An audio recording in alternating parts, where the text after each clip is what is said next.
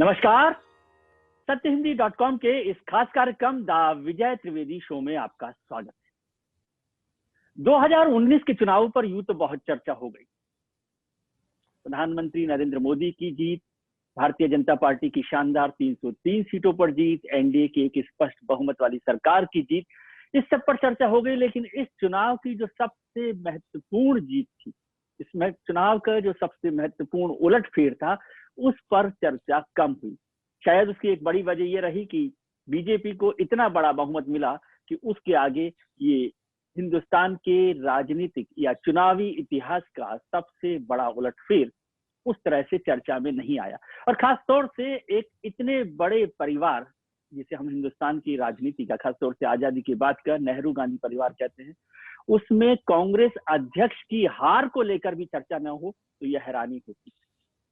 क्या यही वजह थी कि सिनेमा और साहित्य पर लिखने वाले एक लेखक, जिन्हें सिनेमा पर सर्वोत्तम लेखन का पुरस्कार मिला, स्वर्ण कमल का राष्ट्रीय पुरस्कार, उन्होंने अपनी फिर से राजनीति पर लेखन की शुरुआत की और एक ऐसी किताब लिखी जो हिंदुस्तान के राजनीतिक उलटफेर का एक गवाह बन गई और एक दस्तावेज बन गई। उस किताब का नाम है अमेठी संग्राम। 2019 के चुनाव की सबसे बड़ी जीत या सबसे बड़ा उलटफेर। वेस्टलैंड एका ने इसे पब्लिश किया है और 11 किताबें लिखने वाले अनंत विजय, मेरे मित्र, साहित्यकार, लेखक, पत्रकार, उन्होंने इस पर अपनी कलम चलाई है और बेहतरीन काम किया है। ये सिर्फ एक किताब नहीं है। दरअसल मैं इसके लिए आपको एक वार्निंग देना चाहता हूँ। इस किताब को पढ़ने से पहले, इस किताब को पढ़ने से पहले वार्निंग इसलिए है क्योंकि ये किताब आपके बहुत सारे मिथ को तोड़ती है। क्योंकि जो मिथ आपने बना रखे हैं, हिंदुस्तान का सबसे बड़ा वीवीआईपी क्षेत्र अमेठी है, किताब कहती है नहीं है। क्या हुआ है, किस तरह से, क्या अमेठी और रायबरेली में क्या होता रहा। नेहरू गांधी परिवार जो देश के सबसे बड़े राजनीतिक परिवार है, उन्होंने अपनी जो परंपरागत सीट हो सकती थी, या वो इलाहाबाद हो या कोई और हो, प्रयागराज हो, उसकी बजाय फूलपुर, रायबरेली, अमेठी जैसी सीटों पर क्यों लड़े। क्या स्मृति ईरानी इंदिरा गांधी के बराबरी का कोई मौका देखती हैं उसमें? क्या हुआ था कि स्मृति ईरानी के पति जुबिन ईरानी मुंबई में बैठकर अमेठी से मेदांता हॉस्पिटल गुड़गांव तक के लिए एक इवैक्यूएशन प्लान तैयार कर दे? क्या उन्हें गोली से मारने की धमकी दी गई थी? क्या हुआ था कि भारतीय जनता पार्टी के एक बड़े नेता ने चुनाव कार्यालय पर नरेंद्र मोदी की फोटोज लगाने से, पोस्टर्स लगाने से मना कर दिया था? ऐसी बहुत सारी कहानियां हैं जो आपके मिथ को तोड़ती हैं, जो बताती हैं कि सोनिया गांधी और राहुल गांधी नहीं, वहां भारतीय जनता पार्टी के भी ऐसे बहुत सारे लोग थे जो शायद नहीं चाहते थे कि चुनाव जीता जाए। और एक ऐसी कहानी जिस पर शायद कम लोगों को भरोसा होगा कि स्मृति ईरानी ने एक ऐसी कहानी सुनकर, प्रियंका गांधी को लेकर एक निजी कहानी सुनकर, उस व्यक्ति का, उस नेता का, उस शख्सियत का साथ छोड़ दिया जो उन्हें 25,000 वोट दिला सकता था। तो ऐसी सब कहानियों पर अब ज्यादा भूमिका बनाने की जरूरत नहीं है, क्योंकि अनंत विजय खुद जो लेखक है और इतनी सरस किताब है कि इसका भरोसा आप ये करिए कि ये किताब मुझे कल 1 बजे मिली थी और रात को 12:30 बजे मैंने 228 पेज पूरे खत्म कर दिए। तो उसकी सरसता, उसकी फ्लुएंसी आप समझ सकते हैं। इस पर चर्चा करेंगे। आनंद जी, आपका बहुत बहुत स्वागत है, बहुत बधाई आपको इस किताब के लिए और वेस्टलैंड एका को भी। सबसे पहला सवाल मैं ये करना चाहता हूँ कि साहित्य और राजनीति, साहित्य और सिनेमा से रुचि रखने वाले एक ऐसे साहित्यकार, पत्रकार को फिर से राजनीति पर कलम चलाने की जरूरत क्यों पड़ी? विजय जी, सबसे पहले मैं आपका धन्यवाद करना चाहूंगा और अपने इस कार्यक्रम की पूर्व पीठिका में जितनी टिप्पणियां आपने की वो मेरे लिए बहुत मायने रखती हैं, क्योंकि आप मेरे मतलब पत्रकारिता में सीनियर हैं और आपके शब्द मेरे लिए बहुत प्रशंसा के शब्द आपने कहे, इसके लिए मैं आपका हृदय से आभार प्रकट करता हूं। और किताब आपको अच्छी लगी, किताब बहुत अच्छी लिखी है आपने, बहुत बधाई, बहुत धन्यवाद। और रही बात इस किताब को लिखने की, मैंने 4-5 साल पहले ये तय कर लिया था कि अब राजनीति पर नहीं लिखूंगा, क्योंकि राजनीतिक टिप्पणीकार इतने सारे आ गए थे जो मतलब किसी भी विषय पर सिद्धस्त थे। और गूगल ने उन सब का की राह बिल्कुल आसान कर दी थी। तो मैंने कहा कि इस यहाँ इस भीड़ से अलग हट जानी चाहिए, और मैंने फिर तय किया कि मैं संस्कृति की राजनीति पर लिखूंगा, और क्योंकि संस्कृति की राजनीति बहुत दिलचस्प और बहुत रोचक होती है। वहां जिस तरह के दांव पेच चलते हैं और जिस तरह के काम होते हैं, राजनीति उसके सामने बहुत बौनी है। बॉनी। राजनीतिक दांव पेच उनके सामने बहुत बौने हैं। तो मुझे बहुत मजा आने लगा उधर लिखने में कि वो संस्थाओं की राजनीति, कार्यक्रमों की राजनीति। तो फिर मैंने छोड़ दिया, सायास इसको छोड़ दिया। लेकिन जब चुनाव नतीजे, विजय जी मैं बताऊं आपको, 2019 के आ रहे थे, और उसके पहले जब चुनाव का माहौल था और तमाम जगहों पे ये आ रहा था कि उत्तर प्रदेश में 2 ही सीट कांग्रेस की पक्की मानी जा रही थी, एक रायबरेली रायबरेली और की और एक अमेठी। और तमाम जितने भी सर्वेक्षण आ रहे थे, सब में सोनिया जी को और राहुल जी को जीतते हुए दिखाया जा रहा था। हमारे आपके जितने सहयोगी पत्रकार जा रहे थे वहां, वो सब लोग इस बात की तस्दीक कर रहे थे कि यहाँ तो ये 2 सीट पक्की है। मुझे बहुत हैरानी हो रही थी। और वहां के लोकल अखबार, चूंकि आजकल ई पेपर की सहूलियत है, पहले भी थी, तो मैं अगर लोकल देखने जाता था तो वहां कुछ अलग चीजें हल्की सी दिखाई पड़ती थी। लेकिन मैं सही बताऊं, मुझे भी यकीन नहीं हो रहा था कि अमेठी में इतना बड़ा उलटफेर हो जाएगा कि कांग्रेस का कोई अध्यक्ष, मुझे याद नहीं पड़ता स्वतंत्र भारत के इतिहास में कि कांग्रेस का कोई अध्यक्ष जो पद पर रहते हुए हार गया हो। प्रधानमंत्री रहते हुए हारने की घटना हमारे सामने है। लेकिन कांग्रेस अध्यक्ष को हारते हुए, और इतना बड़ा संगठन जो 138 साल पुराना, मान लीजिए 4 साल 2 साल माइनस भी कर दीजिए उसमें, तो और जिसे 136। जिस क्षेत्र को उन्हें अपना गढ़ माना जाता हो। गढ़ वाली बात पर विजय जी आपने किताब में देखा होगा, मैं इस नतीजे माना पे जाता पहुंचा हूं रहा कि है, माना जाता रहा है। जी जी, अमेठी कभी उनका गढ़ नहीं रहा, एक बनाया हुआ गढ़ था, जो कांग्रेस के समर्थक पत्रकारों ने बनाया था, जो उनके साथ हेलीकॉप्टर से जाते थे और उनके काफिले के साथ घूम के अमेठी देखकर वापस चले आते थे। इसलिए मुझे, जब मैं अमेठी के दौरों पर गया, 4-5 बार अमेठी गया इस किताब लिखने के क्रम में, और वहां के लोगों से मिला, वहां की भौगोलिक स्थिति को देखी और वहां के विकास का आकलन किया, तो मुझे लगा कि अमेठी कभी गढ़ नहीं था। लोगों की भावनाएं इस परिवार के साथ राजीव गांधी तक जुड़ी रही थी। 1999 में जब श्रीमती गांधी वहां से चुनाव लड़ी, उसके बाद धीरे धीरे धीरे धीरे वो छीजता चला गया। और मैंने इसमें वो बताया है कि किस तरह कार्यकर्ताओं का स्थान वेतन भोगी कर्मचारियों ने ले लिया। और विजय जी, आप तो बहुत लंबे समय से राजनीति को देश की देख रहे हैं कि जब क्या कहते हैं, लैपटॉप वाली राजनीति या पावर पॉइंट प्रेजेंटेशन वाली राजनीति शुरू हो जाती है और कार्यकर्ता थोड़े पीछे हटने लगते हैं, तो थोड़ी राजनीति दूसरे किस्म की होती है, और कार्यकर्ताओं से दूर होने का अर्थ होता है कि आपकी पराजय लगभग तय हो जाती है। अनंत जी, वीवीआईपी सीट, राहुल गांधी, इस पर चर्चा करेंगे, लेकिन एक इंटरेस्टिंग किस्सा आपने लिखा है कि जब स्मृति ईरानी को रात को 12 बजे मैसेज मिला, फोन आया कि उन्हें अमेठी से चुनाव लड़ना है, और उस पर किस तरह से उन्होंने कहा कि मैं अपने पति को सिर्फ बता देती हूँ, और उसकी जानकारी दी और बच्चों के लिए बताया। और उसके बाद जब वो चुनावी सभाओं के लिए 23 दिन के लिए वहां गई, सबसे बड़ा उलटफेर तो मैं 2019 से पहले का मानता हूँ, 2014 का, कि जब 2009 के चुनाव में 35,000 वोट वाली बीजेपी का लीडर कैंडिडेट, जिसे 35,000 37,000 वोट मिले थे, उसे 23 दिन में 3 लाख वोटों में बदल देना, मैं उससे बड़ा उलटफेर मानता हूँ। ठीक है, लेकिन एक घटना का आपने जिक्र किया कि स्मृति जी को एक किसी नेता ने गोली से मारने की धमकी दी, वहां पर सभाएं नहीं की जाती थी, और जुबिन ने एक इवैक्यूएशन प्लान बनाया। वो क्या था? विजय जी, ये अमेठी के एक व्यक्ति ने मुझे बताया, और वो मतलब उनकी अमेठी की में उनकी सहयोगी रह चुकी हैं स्मृति जी की। तो वो घटना ये थी कि मुझे ठीक से जगह नाम याद नहीं आ रहा, शायद हलियापुर जगह है, वहां पर वो एक चुनावी सभा से गुजर रही थी। तो एक व्यक्ति आया और उसने कहा कि इतना चुनाव प्रचार कर रही हो, किधर से भी एक गोली आएगी और सर को भेजते हुए निकल जाएगी, पता भी नहीं चलेगा।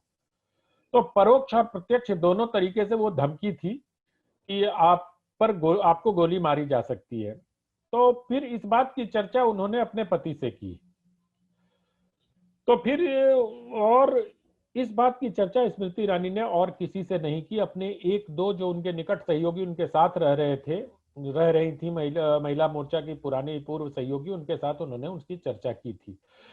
लेकिन जुबीन ने, जो उनके पति हैं जुबीन ईरानी, उन्होंने उनका एक इवैक्यूएशन प्लान बनाया था, और वो ये था कि उन्होंने मुंबई में अपने दोस्तों से बात की कि किसी भी व्यक्ति को गोली लगने की स्थिति में क्या किया जा सकता है। तो ये तय किया गया कि गोली लगने की स्थिति में सबसे पहले उसको नजदीक के किसी बड़े अस्पताल में पहुंचाया जाए। फिर अमेठी में इस बात की पड़ताल हुई तो अमेठी में कोई ऐसा अस्पताल था नहीं जहां प्राथमिक उपचार के अलावा और कोई, क्योंकि आपने देखा होगा मैंने इसमें लिखा है कि ना सीटी स्कैन था, ना एक्सरे कुछ मशीन थी, नहीं। ये सब 14 के बाद हुआ।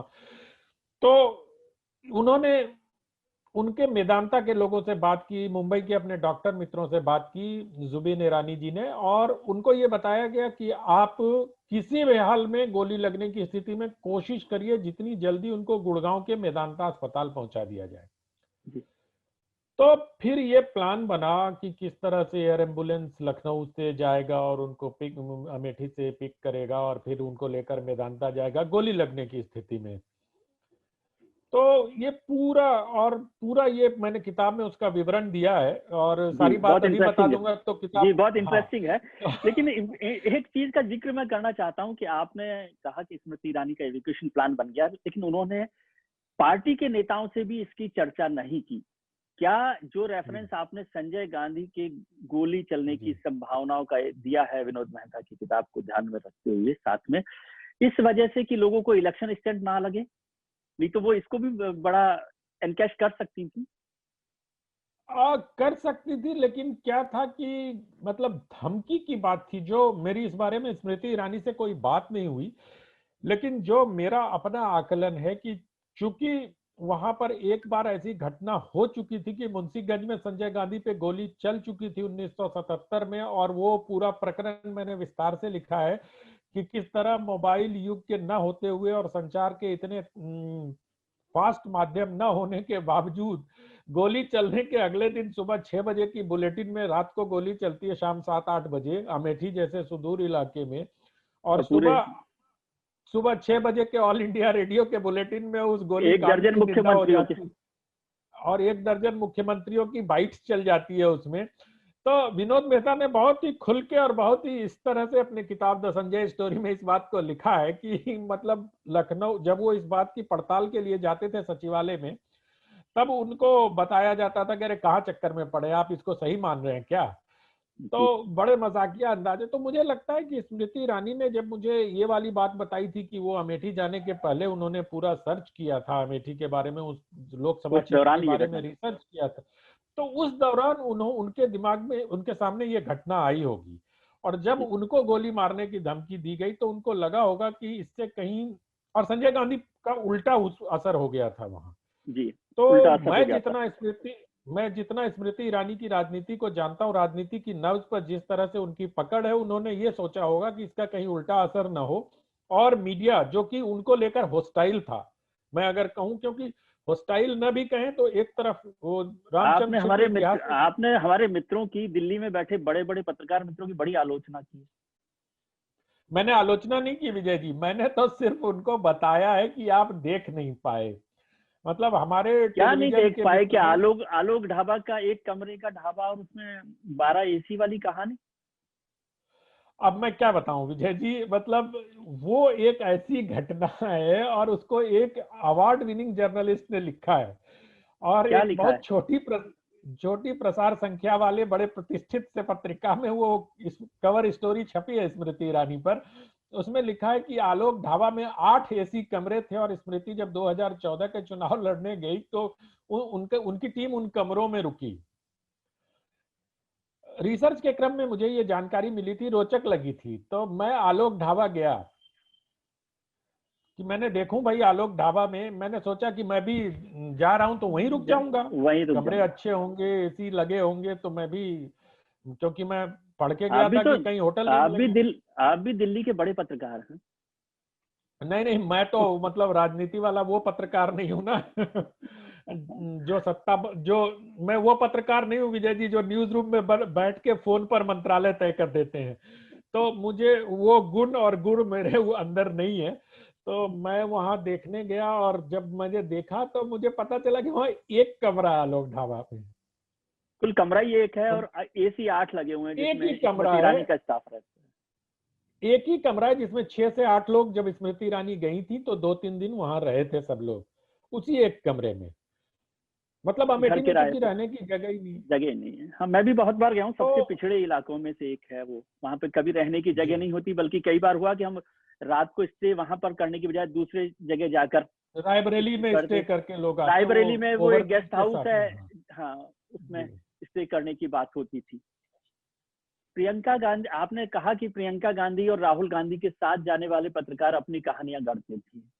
राहुल गांधी ने स्मृति ईरानी के लिए कहा हु इज स्मृति, लेकिन उसके बाद भी नाराज होने की बजाय स्मृति ईरानी के साथ ऐसा क्या हुआ था कि प्रियंका गांधी की एक कहानी है बहुत इंटरेस्टिंग जो आपने लिखी है, जो मैं चाहता हूँ कि आप ही बताएं कि उस पर नाराज हो गई स्मृति ईरानी और कांग्रेस के एक नेता जो बीजेपी में आ सकते थे, जो 25,000 वोट दिला सकते थे।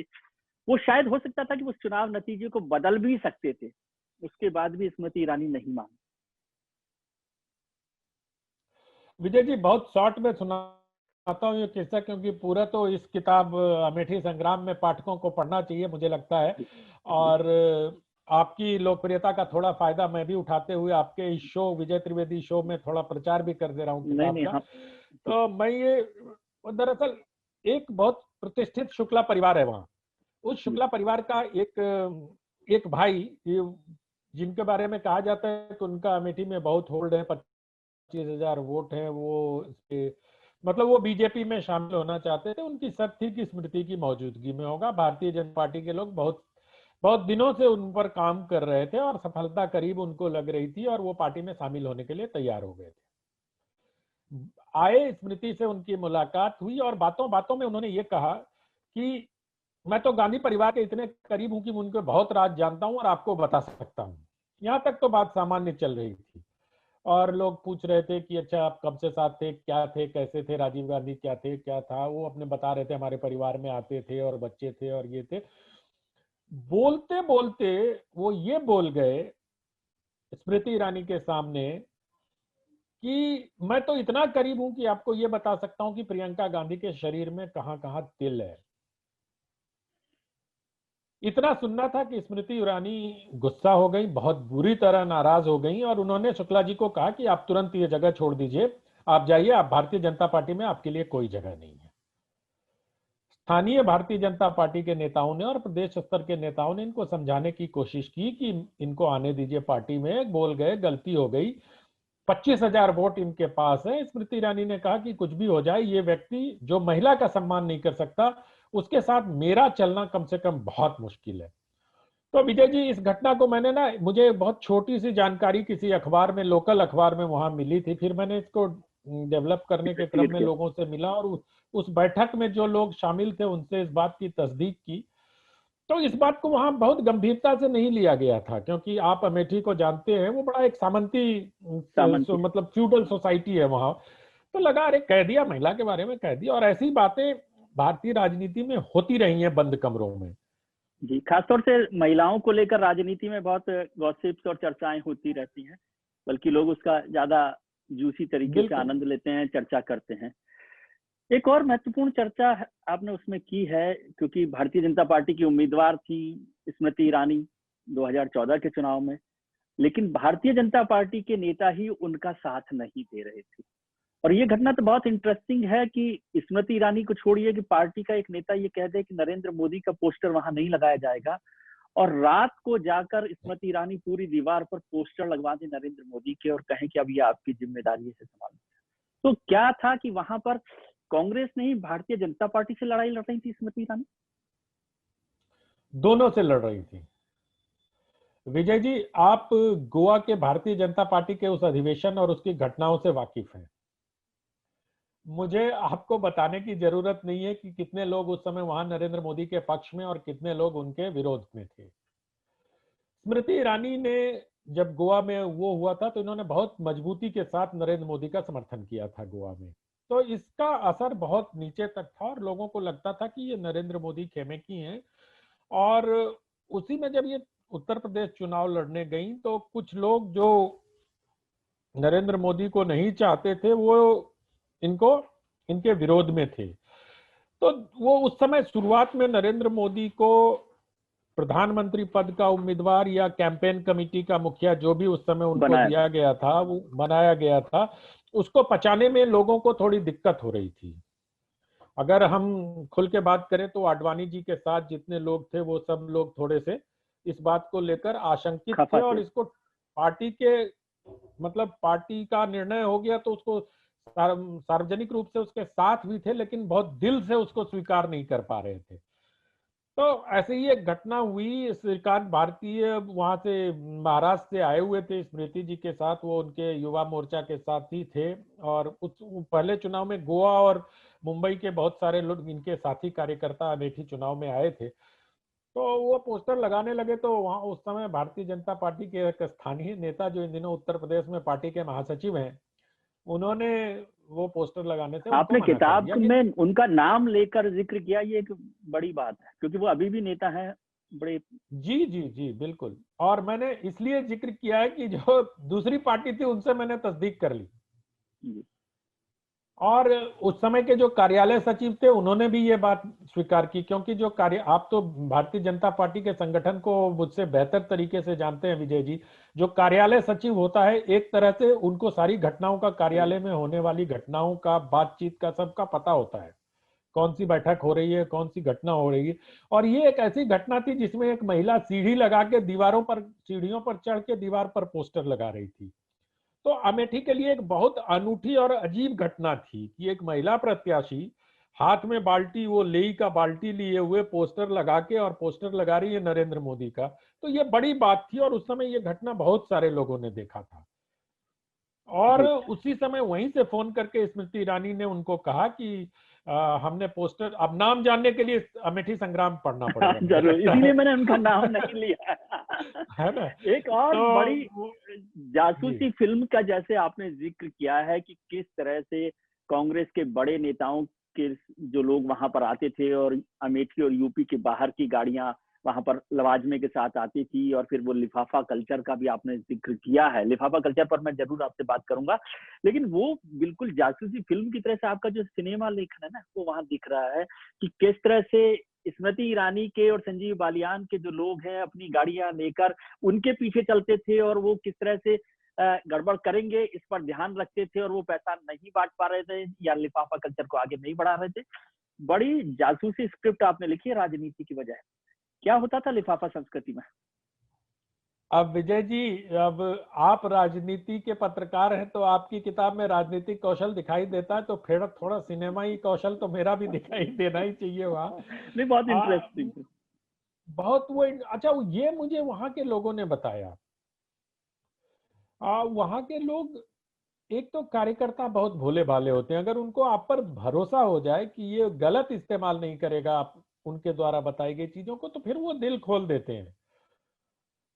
और ऐसे ही लोगों ने मुझे बताया कि किस तरह भारत बीजेपी की रणनीति में उत्तर प्रदेश के अमेठी के बाहर के जिलों के नंबर पर उत्तर प्रदेश के नंबर वाली गाड़ियां किस काम में लगाई गई थी, दिल्ली के नंबर वाली गाड़ियां किस काम में लगाई गई थी, और अमेठी और रायबरेली के वाली नंबर प्लेट वाली गाड़ियां किन कामों में लगाई गई थी। तो तीसरे स्तर पर संजीव बालियान ने काम किया था जिसका बहुत विस्तार से मैंने जिक्र किया है।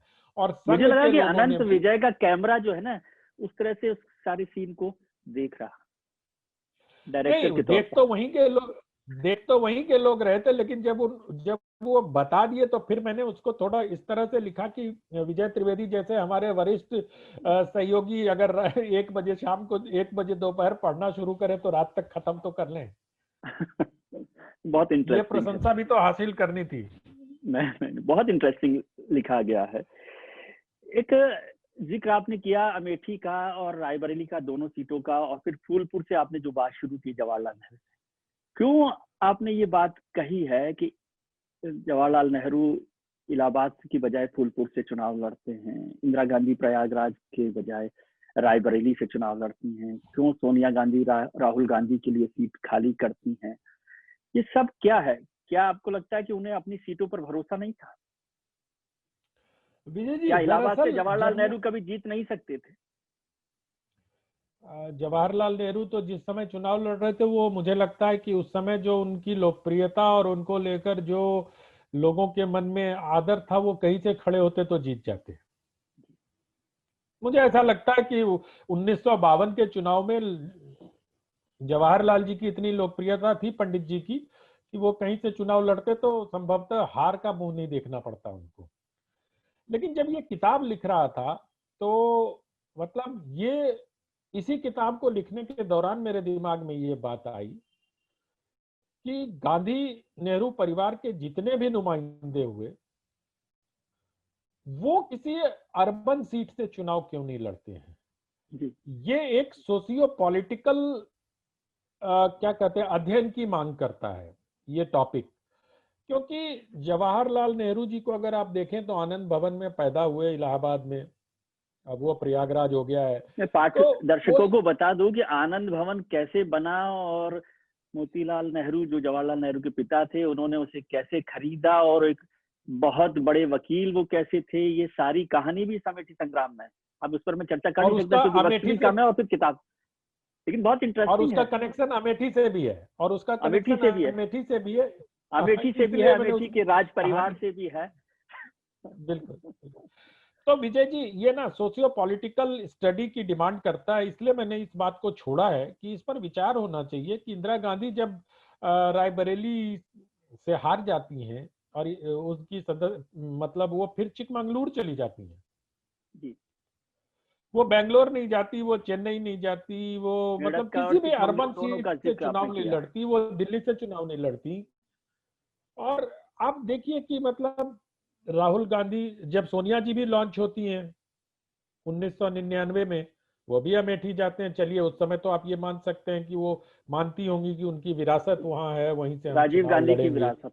जी हाँ, राजीव गांधी की विरासत है, संजय जी वहां से चुनाव जीत चुके थे, तो उनको लगता होगा कि पारिवारिक सीट है। राहुल जी भी वायनाड जाते हैं, वो भी तिरुवनंतपुरम से चुनाव नहीं लड़ते। मतलब मेरा ये कहने का मतलब नहीं है कि शशि थरूर जी को हटा के चुनाव लड़ लेते, वो भी किसी अर्बन सीट से चुनाव नहीं लड़ते हैं। तो ऐसा क्या है कि गांधी परिवार, कहीं मैंने ये प्रश्न छोड़ा है कि कहीं ऐसा तो नहीं है कि लेकिन ये गांधी प्रश्न परिवार। आनंद जी मुझे उस समय थोड़ा अचकचाता है कि जब आप लिखते हैं कि फिरोज गांधी रायबरेली से चुनाव लड़ते हैं, क्योंकि आप फिरोज गांधी की तारीफ करते हैं, कहते हैं कि आप पिछड़े गरीब इलाके में रायबरेली की सीट को चुनकर वो संघर्ष करते हैं फिरोज गांधी, लेकिन उसी सीट के लिए आप इंदिरा गांधी की आलोचना करते हैं कि वो गांव की सीट पर, रूरल सीट पर क्यों लड़ ली। मैंने इस बीच में एक और किस्सा है, अगर आपको याद दिलाऊं, नाश्ते की मेज पे झगड़े वाली कहानी जी वो भी है नाश्ते की, है ना। उसको तो छोड़ उस दीजिए, लोग झगड़े पढ़ेंगे को, वो। जी हाँ मतलब मैं इसलिए इतना खोल छोड़ इतना कह के छोड़ रहा हूं कि नाश्ते की मेज पे नेहरू की उपस्थिति में इंदिरा और फिरोज में जो झगड़ा हुआ था, उसको अगर इस परिप्रेक्ष्य में देखेंगे विजय जी, तो आपकी अचकचाहट थोड़ी सी मुझे लगता है कम हो पाएगी। ये मुझे कई मित्रों ने कहा इस बारे में कि रायबरेली में तो आप फिरोज गांधी की तरफ झुके हुए दिखाई देते हैं। तो क्या होता है ना, पॉलिटिक्स में एक एक बड़ी माइन्यूट सी चीज होती है, इंटेंट। और उस इंटेंट को भी तो रेखांकित करना होता है आपको, क्योंकि बाद के दिनों में फिरोज गांधी का जो संघर्ष है, वो मेरे इस इंटेंट को रेखांकित करने की जो कोशिश है, उसको सही साबित करता है। बाद के दिनों में नेहरू से उनका जो मतभेद है, या बाद के दिनों में नेहरू की राजनीति से उनका जो मतभेद है, वो भी मेरे इस इंटेंट को साबित करता है, जो कि इंदिरा गांधी, सोनिया गांधी, राजीव गांधी, संजय गांधी, राहुल गांधी और प्रियंका वाड्रा में उसका अभाव दिखाई देता है। अब राहुल गांधी की हार का बड़ा कारण आप क्या मानते हैं? क्योंकि आपने उसको बड़ा जिक्र किया है, और वीवीआईपी सीट पर की चर्चा मैं छोड़ रहा हूं पाठकों के लिए कि वो पढ़ें उसको, क्योंकि आपने बहुत विस्तार से उस पर चर्चा की है कि ये वीवीआईपी सीट नहीं रही है, और आपने इलेक्टोरल हिस्ट्री जी पूरी जी की पूरी लिख डाली है इलेक्शन कमीशन की तरह से कि उस सीट पे कब कब भारतीय जनता पार्टी और दूसरी पार्टियों का हिस्सेदारी रही, और कांग्रेस हारती रही या कमजोर होती रही, ये सारी चीजें उसमें है। लेकिन राहुल गांधी की हार का बड़ा कारण आप क्या मानते हैं 2014 ये बात 2019 में। आपने वैसे जिक्र किया है कि 2017 को यदि राहुल गांधी महसूस कर लेते 2017 के विधानसभा चुनाव को, तो शायद 2019 में ये हार नहीं। मुझे लगता है विजय जी, जो मैंने ऑब्जर्व किया और जो मुझे कांग्रेस के जिला स्तर के अध्यक्ष से लेके महासचिव से लेके और प्रभारियों ने बताया, एक तो कांग्रेस में वहां दो या तीन तरह गुट काम कर रहे थे। एक किशोरीलाल शर्मा जी का ग्रुप था, है ना। एक बहुत घटना बताऊं जिसका उल्लेख मैंने इस किताब में नहीं किया है। एक कार्यक्रम हो रहा था अमेठी में, और बस ये घटना से आपको मेरा उसका उत्तर मिल जाएगा, और उस समय उस घटना को कवर कर रहे सारे लोगों से आप इसकी तस्दीक कर सकते हैं। कार्यक्रम चल रहा था, प्रियंका वाड्रा स्टेज पे थी, और प्रियंका जी ने इशारा किया कि योगेंद्र मिश्रा जो वहां के उस समय के जिला अध्यक्ष थे, उनको मंच पे बुलाया जाए। वो मंच की ओर बढ़े, किशोरी लाल जी ने मंच से उनको रोक दिया, आने की जरूरत नहीं है, तो वो मंच पे नहीं आ पाए। अब आप एक गांधी परिवार के हितों का रक्षक खुद को कहने वाले और लगातार पार्टी से जुड़े हुए किशोरी लाल जी, और दूसरी तरफ कांग्रेस का जिला अध्यक्ष योगेंद्र मिश्रा जी। और ये किशोरी लाल जी वही हैं जिन्होंने मार्जिन कम करवाने के लिए तय कर लिया था राहुल गांधी का, और इतना मार्जिन कम करवा दिया कि वो हार में बदल गया। किशोरी लाल जी के बारे में कांग्रेस के लोगों ने मुझे यही बताया कि उनका यही फरमान आया था कि अगर बहुत मार्जिन से जीत जाएंगे तो हम लोगों की पूछ थोड़ी कम हो जाएगी, तो जितवाना जरूर है राहुल जी को, पर मार्जिन थोड़ा कम करा देना है।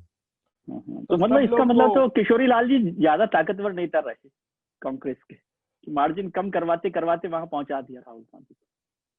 अब ये तो कांग्रेस के आकलन का विषय है उनका कि अगर वो राहुल गांधी से ज्यादा ताकतवर है तो कांग्रेस को सोचना चाहिए उनके बारे में। एक पूरा चैप्टर आपने इस किताब में आरएसएस पर लिखा है जी, कि आरएसएस ने किस तरह से इसको प्लान किया। मैं आरएसएस को थोड़ा बहुत पढ़ता रहता हूँ, जानता रहता हूँ, कोशिश करता हूँ कि कुछ समझ में आए। तो आरएसएस हमेशा ही कहता है कि वो राजनीति में, पॉलिटिक्स में एक्टिव रोल प्ले नहीं करती, लेकिन यदि आपका पूरा चैप्टर पढ़ ले तो आरएसएस से जुड़े मिथ भी सारे टूट जाते हैं। किस तरह से आरएसएस ने 2014 और 2019 का चुनाव प्लान किया स्मृति ईरानी को जिताने के लिए, कि मतलब एक बड़े पदाधिकारी से लेकर छोटे ब्लॉक लेवल तक के आरएसएस के अधिकारियों ने किस तरह से इस संगठन, मैं उसकी आलोचना नहीं कर रहा। मैं दूसरा सवाल जानना चाहता हूं कि इस जीत में, क्योंकि समय बहुत कम है। विजय, मैं यहाँ पर एक मिनट का आपसे समय चाहूंगा। इसका उत्तर आप स्वयं अपनी किताब में देते हैं या अपनी बातचीत में देते हैं जो आरएसएस पे लिखी है आपने, है ना? बिग ब्रदर की भूमिका से ट्विन ब्रदर की भूमिका में आ जाना, बस इससे ज्यादा कुछ नहीं कहूंगा। तो आप मुझे ये बार बताइए, अपनी चर्चा में यही बात कहते हैं कि बिग ब्रदर की भूमिका में थे, अब ट्विन ब्रदर की भूमिका नहीं, में। आपने बहुत गंभीरता से उसको अध्ययन किया, इसलिए मैंने पूछा। मैं ये जानना चाहता हूँ कि स्मृति ईरानी की जीत में किसको आप क्रेडिट देते हैं, क्योंकि आपने पूरा एक चैप्टर आरएसएस पर लिखा है, तो आरएसएस को देते हैं। राहुल गांधी पर पूरी बात आपने लिखी है कि वो किस तरह से डिस्कनेक्ट रहे, उसको देते हैं, या स्मृति ईरानी ने जिस शिद्दत के साथ चुनाव लड़ा, क्योंकि आपने कुमार विश्वास का भी जिक्र उसमें कर दिया है कि जिनको बहुत तीसरे नंबर पर वो रहे और कम वोट मिले। तो इसमें से किसे आप बड़ी जीत मानते हैं, या 2014 से 2019 तक हारने के बाद में स्मृति अमेठी की हो गई और राहुल गांधी जीत कर भी अमेठी के नहीं बन पाए? देखिए विजय जी, हार या जीत में कोई एक कारक महत्वपूर्ण हो सकता है, लेकिन हार या जीत बहुत सारे कारणों का समुच्चय होता है। तो मुझे लगता है कि अमेठी की जीत को अगर मुझे एक वाक्य में कहना हो आपसे, तो मैं ये कहूंगा कि स्मृति ईरानी का राजनीतिक कौशल, नरेंद्र मोदी के नाम की लहर, और आरएसएस का सांगठनिक तैयारी, इन तीनों ने मिलकर इस ऐतिहासिक जीत को रचा। सर, एक चीज राहुल गांधी से जुड़ी हुई, जो वायनाड का आपने जिक्र किया 2019 का कि वायनाड हो गए, ये राहुल गांधी अमेठी और वायनाड से चुनाव लड़ते हैं तो हम उसे दूसरे तरीके से देखते हैं, और प्रधानमंत्री के नरेंद्र मोदी वडोदरा और बनारस से चुनाव लड़ते हैं तो उसे दूसरे तरीके से। अटल बिहारी वाजपेयी भी 2-2 सीटों से चुनाव लड़े, इंदिरा गांधी भी लड़ी, बहुत सारे नेता हैं जो 2-2 से चुनाव लड़े। तो ऐसा क्या था कि राहुल गांधी का वायनाड से लड़ना उनकी हार के तौर पर देखा गया, अमेठी की हार?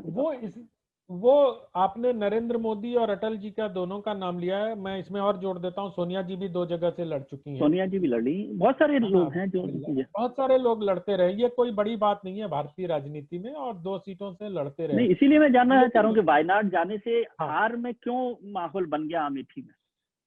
अमेठी में इसलिए माहौल बन गया कि एक तो बहुत स्टेक हाई था। स्मृति ईरानी ने पिछले 5 साल में लगातार वहां इतने काम किए, और आपने देखा होगा 134 कामों की मैंने सूची अपेंडिक्स में लिस्ट दी आपने है दी। इस किताब में। और वो बड़े छोटे छोटे काम है विजय जी, मतलब कोई बड़ा काम नहीं है। खाद का रैक का स्टॉपेज अमेठी में नहीं था, स्टॉपेज वहां करा दिया गया। यूरिया रैक या जो है बहुत इंपॉर्टेंट चीज थी यूरिया बहुत इंपॉर्टेंट थी, और यूरिया रैक की डिमांड वहां पर बहुत सालों से थी। रिसर्च के दौरान जब मैंने अखबार देखे वहां, तो उसकी डिमांड बहुत सालों से चल रही थी। और दूसरी माहौल ये बन गया कि जब कांग्रेस के स्थानीय इकाई ने राहुल गांधी को वायनाड से मतलब दूसरे जगह से जाकर चुनाव लड़ने की का प्रस्ताव भेजा, वो प्रस्ताव पार्टी की तरफ से आने के पहले स्मृति ईरानी की तरफ से आ गया। क्या उनका तो ट्वीट जो राहुल भाग वो जी, ज्यादा असर कर गया? मुझे लगता है कि लोगों को लगा कि ये मतलब माहौल बना दिया उस पक्ष में। और जब लोग मतलब मुझे मुझे यही लगता है कि पूरा ऐसा माहौल बन गया उस समय, और इसमें राहुल जी और कांग्रेस पार्टी के कार्यकर्ताओं द्वारा बनाई गई नकारात्मक जमीन भी उसके लिए, जिसको कह जिम्मेदार। सकते हैं कि बहुत ही मुफीद साबित हुई। तो ये एक सब कुछ मिलके एक माहौल बना कि शायद हार की आशंका, इसलिए वो वायनाड जा रहे हैं। अगर पहले ही इस बात की घोषणा हो जाती अमेठी के साथ चुनाव के साथ कि साथ राहुल गांधी 2 जगह से चुनाव लड़ेंगे, तो शायद जैसे नहीं नरेंद्र होता। मोदी जी की घोषणा 2014 में पहले ही हो गई थी कि वो 2 जगह से चुनाव लड़ेंगे। तो लेकिन सोनिया गांधी को लेके अगर आप देखिए तो बेल्लारी को लेके कितना उस समय सस्पेंस उस समय क्रिएट किया गया था। आंध्र प्रदेश में हवाई जहाज खड़ा था, कहां से नॉमिनेशन करेंगी, मतलब नॉमिनेशन सारे करेंगे। चैनल अटकल लगा रहे थे। तो ये इसका थोड़ा फर्क पड़ता है विजय जी। जी, एक सवाल आप बहुत बहुत कम है और आपके किस्से इतने सारे हैं उस किताब में कि चर्चा खत्म नहीं कर सकते, लेकिन एक चीज का जिक्र मैं थोड़ा पॉलिटिकल दिमाग से सोचूं कि आपने व्यक्ति पूजा का जिक्र किया है किताब के जी, आखिर, लेकिन आप नहीं देखते कि हिंदुस्तान की राजनीति तो चलती व्यक्ति पूजा से जवाहरलाल नेहरू से नरेंद्र मोदी तक। व्यक्ति पूजा, लेकिन अगर आप देखें तो हीरो वर्शिप भारतीय उसे कह जनता, लेते हैं। हाँ मतलब नायक तो हमारे देश में तो ऐसे भी नायक रहे हैं जी, जिनके बारे में मतलब कुछ नकारात्मक बातें भी होती हैं, लेकिन वो नायक होता नायक होते है ना। हैं। मतलब हमारे देश में तो ऐसे भी लोग हैं कि इमरजेंसी की मतलब इंदिरा गांधी की ज्यादतियों को 2-2.5 साल में लोग भूल जाते हैं। जी, तो व्यक्ति पूजा होती है, लेकिन इस व्यक्ति पूजा के 2 पहलू हैं जिस पर हमें ध्यान देना चाहिए। कांग्रेस में जो व्यक्ति पूजा है, तो आपको मालूम है कि आपका देवता कौन है, या भविष्य का आपका देवता कौन होगा। भारतीय जनता पार्टी में देवता है, उनकी पूजा होती है, लेकिन भविष्य का देवता कौन होगा ये कोई नहीं बता ये नहीं। सकता। तो ये आपने ये व्यक्तिवाद में ये थोड़ा अंतर है। जी, किताब बहुत सुंदर लिखी है, उसके लिए मैं बधाई देना चाहता हूँ, लेकिन कुछ लोगों ने, मित्रों ने कहा कि उसमें आपने स्मृति जी की प्रशस्ति थोड़ी ज्यादा की है। क्या आपको ऐसा लगता है? विजय जी, मैं फिल्मों से जुड़ा हुआ आदमी हूँ, ठीक है, फिल्मों पर लिखता रहा हूँ। हमारी इस किताब की नायिका स्मृति ईरानी है। कुछ लोगों ने यह भी कहा कि कवर पे तुमने स्मृति ईरानी की सिर्फ फोटो क्यों डाली, राहुल गांधी को क्यों नहीं दिखाया। तो मुझे लगता है तो कि फिल्म के जीत, पोस्टर पर होर्डिंग पर हीरो का ही फोटो होता है। हाँ मतलब नायक और नायिका के चित्र ही लगते हैं, मतलब। जी। और भारत में जिस तरह से, मतलब भारत क्या कहीं भी जो जीत का नायक होता है उसी के बारे में अधिक बात लेकिन होती आपको, है मुझे। आपने जो बहुत अच्छी बात उसमें की है कि ये बड़ी जीत क्यों छुप गई, मेरे ख्याल से हाँ 2019 के ये तो, चुनाव की सबसे बड़ी। हाँ वो इसलिए छुप गई, और कि वो जो 303 सीटों का विराट बहुमत नरेंद्र मोदी को मिला, वो उसके सामने उसकी और इस जीत की तुलना नहीं हो सकती। हालांकि ये जीत अपने आप में बहुत बड़ी है, लेकिन 282 से जब लोग कह रहे थे कि कम हो जाएगी सीटें, किसका समर्थन लेना पड़ेगा, क्या लेना पड़ेगा, हालांकि वो भी पारंपरिक आकलन था। नरेंद्र मोदी के बारे में आकलन हमेशा राजनीति शास्त्रों का गलत ही साबित हुआ है ना, ज्यादातर मामलों में 2002 से लेके 2014 और 19 तक। तो मुझे लगता है कि जो लोग मुझ पर ये आरोप लगाते हैं कि मैंने प्रशस्ति किया है,